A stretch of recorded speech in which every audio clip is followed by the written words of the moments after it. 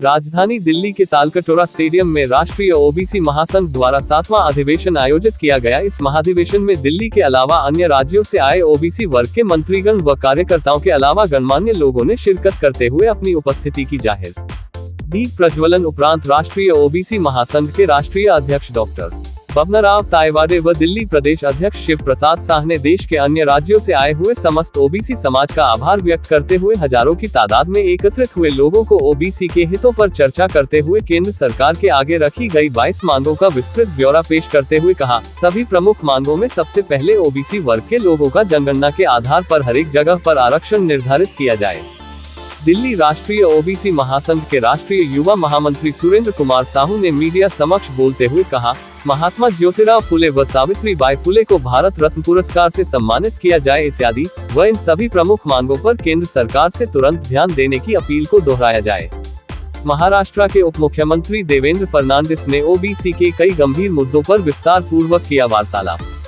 सरकार को आड़े हाथों लेते हुए तालकटोरा स्टेडियम में ओबीसी वर्ग के सभी आक्रोशित हुए लोगों ने एक सुर में बोलते हुए कहा, जो ओबीसी के हित में बात करेगा वही देश पर राज करेगा, नारे की आवाज को किया बुलंद।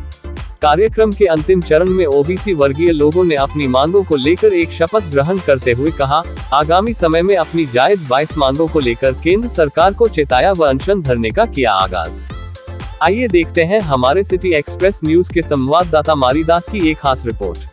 आज ये अधिवेशन से सबसे पहले सरकार से गुहार है कि पूरे हिंदुस्तान में जाति जनगणना ओबीसी की होनी चाहिए और जाति जनगणना के हिसाब से हमें भागीदारी होनी चाहिए।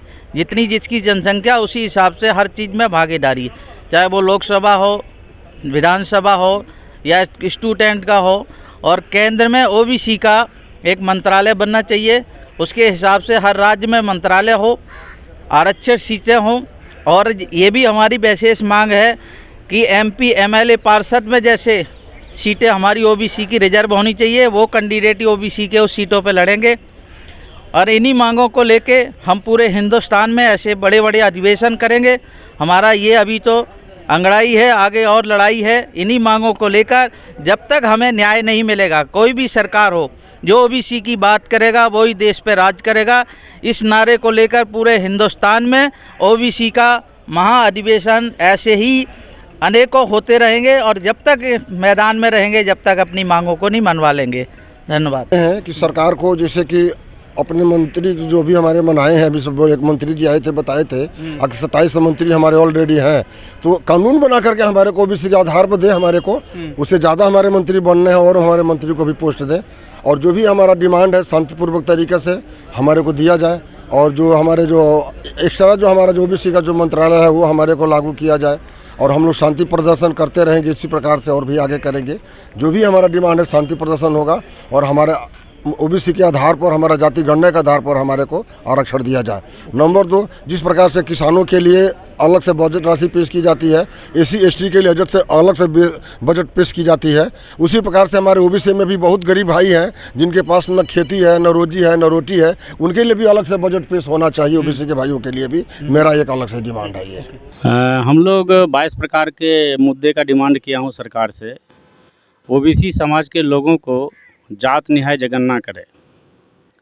दूसरा, हमारा केंद्र सरकार के में स्वतंत्र ओबीसी मंत्रालय स्थापित किया जाए।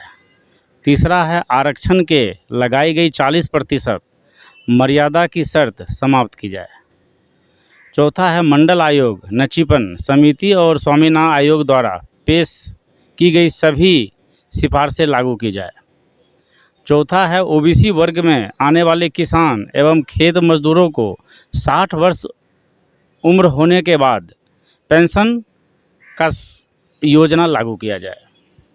महात्मा ज्योतिराव फुले एवं सावित्रीबाई फुले इन्हें भारत रत्न पुरस्कार बहाल किया जाए।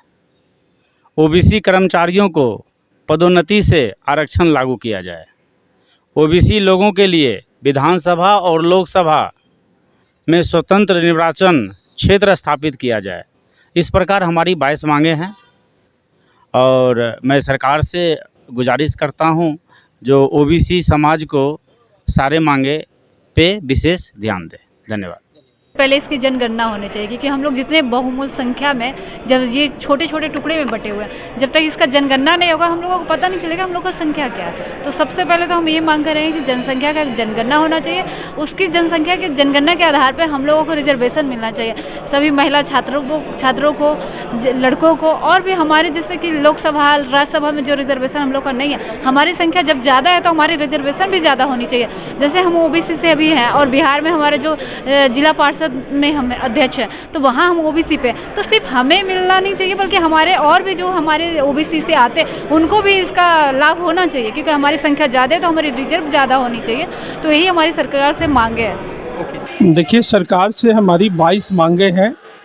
22 मांगे हम लोग लेंगे, मंडल से लेके, जिला से लेके प्रदेश तक जो भी सरकारी सरकारी पद होते हैं, गरिमा में पद, सब पे हमारा अब जनसंख्या के हिसाब से हमें अपनी भागीदारी चाहिए।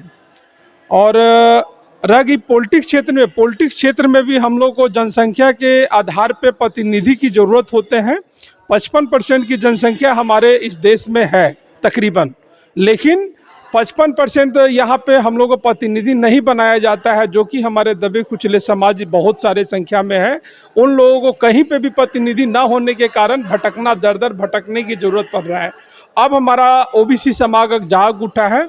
अब हम लोग राष्ट्रीय अधिवेशन 7वां अधिवेशन हम लोग तालकटोरा स्टेडियम में आज हम लोग सिर्फ कार्यकारिणी का हम लोग बैठक किए हैं।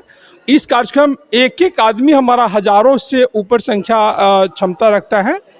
तो सरकार से नम्र निवेदन करेंगे कि हमारी मांगे जनसंख्या के आधार पे पूरी की जाए।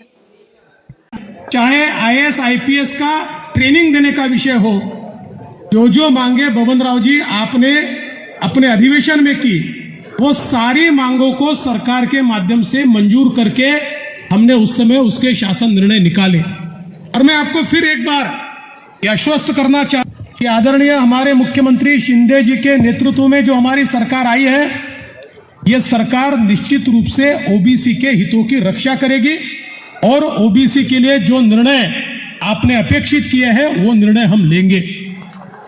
कुछ समय पहले जैसे ओबीसी के राजनीतिक आरक्षण की बात हुई थी, तो मैंने नागपुर में ये कहा था कि मैं सरकार में आऊंगा और अगर 4 महीने में ये ओबीसी का राजनीतिक आरक्षण वापस नहीं आया तो राजनीतिक संन्यास ले लूंगा, ये कहने वाला मैं व्यक्ति था।